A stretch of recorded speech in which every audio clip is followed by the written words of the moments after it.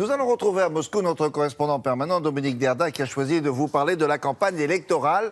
Laquelle? La russe, bien sûr. Elle a déjà commencé là-bas, alors que l'élection présidentielle n'aura lieu que dans un peu plus d'un an. Et les adversaires du président russe, que vous connaissez donc, Vladimir Poutine, ont bien du mal, vous l'imaginez, à faire entendre leur voix. Alors, certains, Dominique, sont même attaqués physiquement, paraît-il. Bonjour.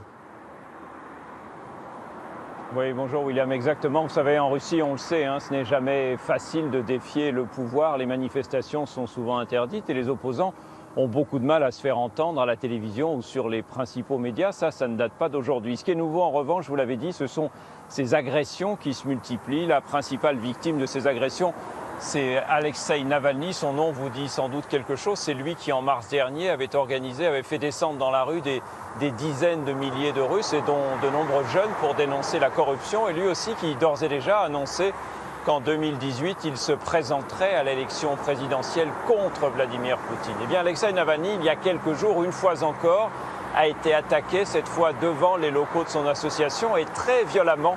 Et son agresseur, évidemment, en court toujours, comme vous allez le voir sur ces images qui montrent bien le climat très particulier qui règne en Russie actuellement.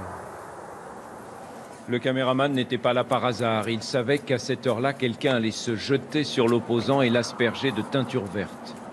Un désinfectant, l'équivalent russe du mercurochrome, un produit d'habitude indolore. Sauf que cette fois-ci, Alexeï Navalny en est persuadé, ses médecins également. Le désinfectant était mélangé à un produit chimique qui lui a gravement endommagé l'œil droit. Et il n'est pas le seul. Le lendemain, une autre militante d'opposition, Natalia Fyodorova, était elle aussi aspergée avec un produit corrosif qui lui a brûlé les yeux. Et là encore, devant une caméra. Dans les deux cas, les enquêteurs n'ont montré aucun empressement, c'est le moins que l'on puisse dire, pour retrouver les agresseurs. Depuis, si l'on en croit un site d'information russe, le Kremlin aurait ordonné à la police de tout faire désormais pour empêcher ces attaques qui ne serviraient, dit-on, qu'à faire la promotion des adversaires du pouvoir. À moins d'un an de la prochaine élection présidentielle, Vladimir Poutine semble hésiter sur la conduite à tenir. Il aimerait que sa réélection soit un plébiscite, mais il voudrait aussi qu'elle apparaisse comme une victoire sans tache, contrairement à celle de 2012. Or, en Russie, de plus en plus de voix s'élèvent pour lui demander de ne pas se représenter. À Moscou, le 29 avril dernier, ils étaient des centaines à venir déposer au siège de l'administration présidentielle leur lettre de doléance. Moi, je suis venu ici pour exercer mon droit de citoyen et dire à notre président qu'il fallait que le pouvoir change. Tout augmente. Les prix, le chômage et la santé, c'est de pire en pire. La manifestation était interdite, mais finalement, elle a été tolérée dans la capitale. À Saint-Pétersbourg, comme dans d'autres villes de province, en revanche, la police n'y est pas allée de main morte et a procédé à de très nombreuses arrestations.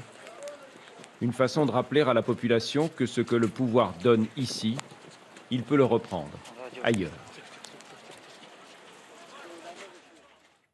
Alors, Dominique, vu d'ici, on a l'impression qu'il y a des manifestations qui sont interdites, on vient de le voir là, mais que le pouvoir tolère, et puis qu'il y en a d'autres qui sont interdites, et alors là, que la police disperse.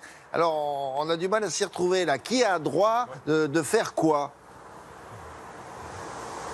Oui, c'est vrai qu'ici aussi, William, on a parfois du mal à s'y retrouver. C'est peut-être ça, finalement, le but recherché, qu'avant de descendre dans la rue, eh bien, les Russes s'interrogent et se demandent ce qui va leur arriver. Est-ce qu'ils vont pouvoir manifester tranquillement ou est-ce qu'au contraire, ils vont être arrêtés, jetés dans des paniers à salade, conduits au poste de police et parfois même devant un juge. Vous savez qu'en Russie, on risque jusqu'à plusieurs semaines de prison pour avoir participé à une manifestation interdite. La grande inquiétude du Kremlin, c'est ce que l'on a appelé les révolutions de couleur, vous savez, qui en Géorgie et puis en Ukraine, plus récemment, ont renversé le pouvoir en place. Vladimir Poutine, qui est ici au pouvoir depuis 17 ans, bientôt 18, à l'évidence, n'a aucune intention de laisser son fauteuil. Oui, bien sûr. Merci beaucoup, Dominique. À bientôt.